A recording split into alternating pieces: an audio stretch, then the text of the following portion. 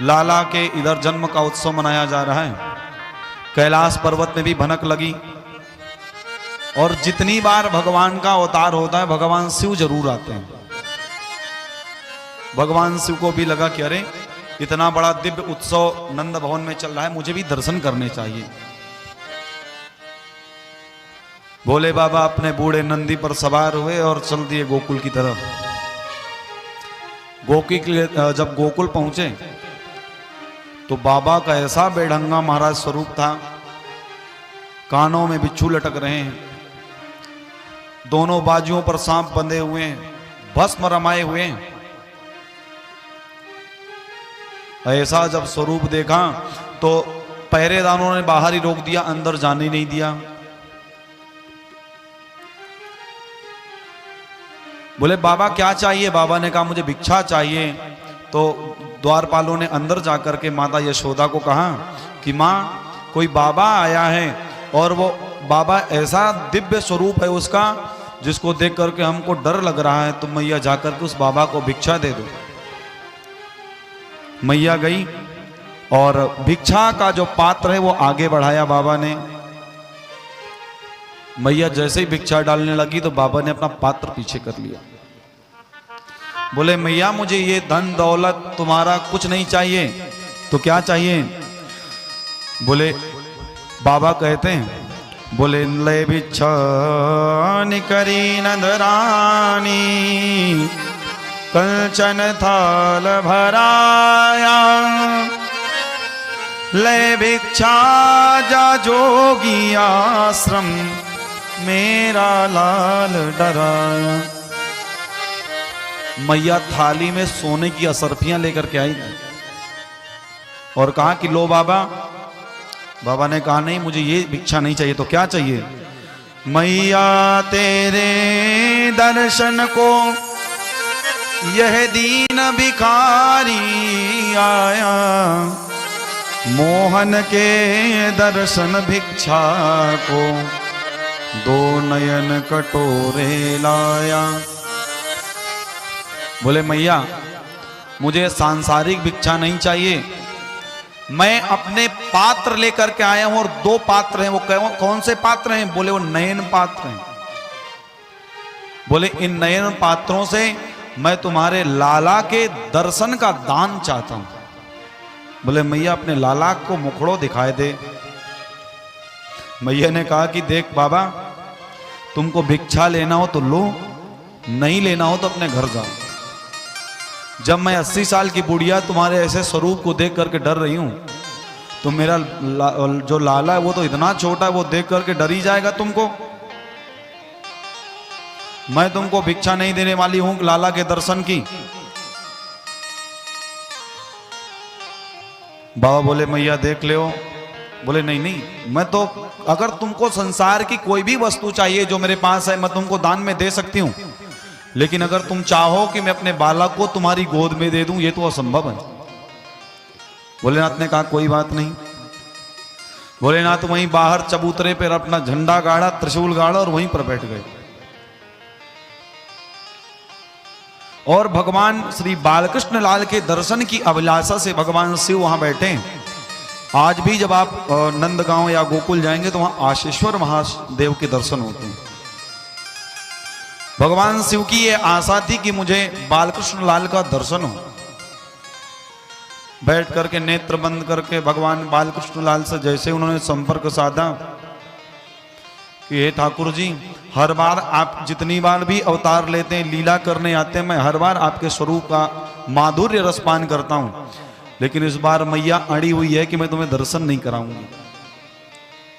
हे ठाकुर जी आप ही कोई कृपा कर सकते हो जिससे मुझे आपके दर्शन प्राप्त हो पाए। ठाकुर जी जोर जोर से अब इधर नंद भवन में रोने लगे। जब तेज तेज से रोने लगे तो वहीं माता रोहिणी भी खड़ी थी। वो माता रोहिणी जब यशोदा माता के गोद में नहीं चुप हो रहे तो रोहिणी माता को दिया। जब रोहिणी माता के हाथ में भी लाला चुप नहीं हो रहे हैं तब क्या हुआ? रोहिणी माता ने एक सुझाव दिया। बोले सुनो यशोदा, वो बाबा जिसको तुमने दर्शन नहीं कराया है, जब से वो बाबा आया तब से ही तुम्हारा लाला रो रहा है। उस बाबा को बुला करके अपने घर में होम धूप करवा लो, लाला का दर्शन करा दो, तो हो सकता है चुप हो जाए। और इतना कहा ही था माता रोहिणी ने, तब तक माता यशोदा ने अपने कुछ जो दास दासी थे उनको भेजा, बोले जाओ बाबा को दर्शन कराने के लिए बुला करके लाओ। तो जाकर के दास दासी कहते हैं चलिए जोगी नंद भवन को यसुमत मोहि पठायो, लचकत मचकत शंकर आए मन में मोद बढ़ायो। और इतना कहना ही था कि तुमको मैया यशोदा ने बुलाया है। बाबा अरे खुश हो गए। बाबा प्रसन्न होकर के कहते हैं अरे इतने सालों की तपस्या का फल मिल गया कि मैया ने स्वयं मुझे बुलाया है। बाबा दर्शन करने के लिए आए। नंद भवन में आयो जोगी राइनोन कर लीनी, वारी फेर लाला के ऊपर और हाथ शीस धरी दीनी। पहले तो राई नून लेकर के बाबा ने अंतर मंतर किया। जब देख करके बाबा को और लाला जब थोड़ा सा मुस्कुराने लगे तो बाबा को थोड़ा और लालच बढ़ा। भगवान शिव कहते हैं माता से, बोले हे माँ यशोदा, मैंने दूर से मुझे थोड़ा दिखता कम है, मेरी उम्र ज्यादा हो गई है ना, इसलिए अपने लाला को गोद में दे दो। और महाराज तुम तो जोगी परम मनोहर, तुमको वेद पुकारे।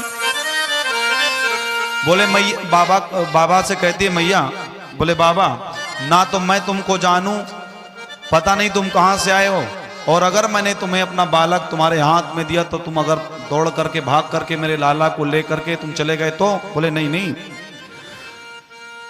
बूढ़ो बाबा नाम हमारो, सूर श्याम मोहि जाने। बोले ये जो तुम्हारा लाला है ना, ये मुझे पहचानता है कि मैं कौन हूं।